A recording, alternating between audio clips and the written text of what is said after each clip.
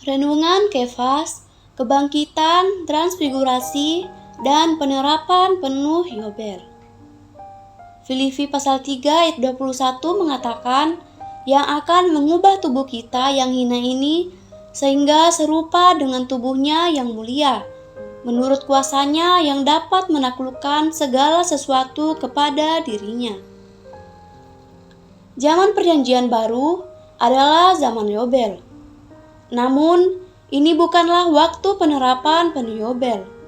Penerapan penuh Yobel ini meliputi transfigurasi.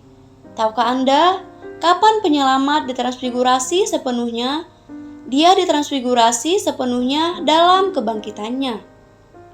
Pada transfigurasi Tuhan di atas gunung itu skalanya kecil. Tetapi ketika Tuhan dibangkitkan dari antara orang mati, dia ditransfigurasi sepenuhnya. Dia sekarang tetap berada dalam tahap transfigurasi ini.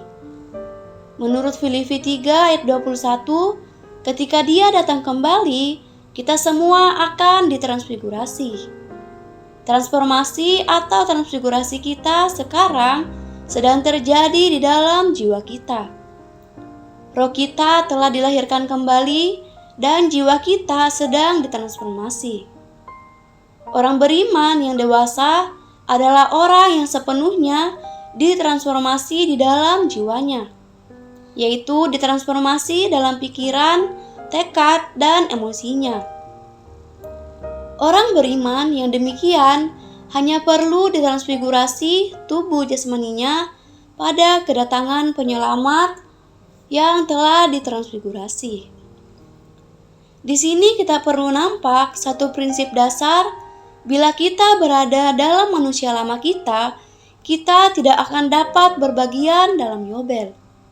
Sekalipun kita berada dalam tahun Yobel, tahun rahmat Tuhan yang sebenarnya adalah zaman perjanjian baru. Tetapi kita juga tetap tinggal dalam ciptaan lama. Kita tidak akan memiliki bagian dalam kenikmatan terhadap Yobel. Banyak orang beriman yang hanya mengenal bahwa dosa-dosa mereka telah diampuni. Tetapi mereka tidak mengenal bahwa roh mereka telah dilahirkan kembali. Namun, orang yang telah diampuni tetapi tidak mengenal bahwa dirinya telah dilahirkan kembali, ia masih tetap tinggal dalam ciptaan lama dan tidak dapat berbagian dalam kenikmatan Yobel. Sobat Kefas, agar kita dapat menikmati Yobel, roh kita harus dilahirkan kembali. Allah telah melahirkan kembali roh kita sebagai permulaan dari partisipasi kita dalam kenikmatan terhadap Yobel. Ini berarti kita mulai masuk ke dalam kenikmatan terhadap Yobel ketika roh kita dilahirkan kembali. Bila kita berseru kepada nama Tuhan untuk keselamatan dan mengalami pengampunan dosa, maka roh kita dilahirkan kembali. Tuhan Yesus Kristus sekarang hidup di dalam kita.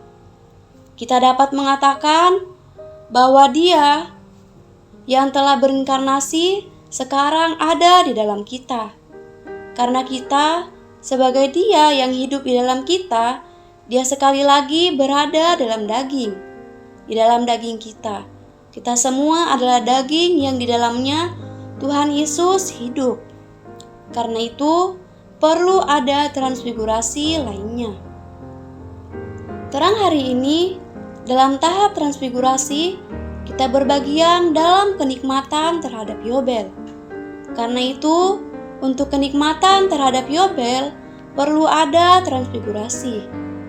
Yang kedua, bila kita berada dalam manusia lama kita tidak akan dapat berbagian dalam Yobel.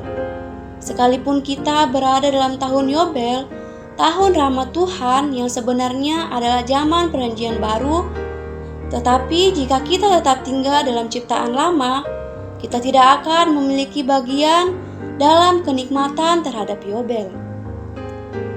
Doa hari ini berdoa agar kita dapat menikmati Yobel. Roh kita harus dilahirkan kembali.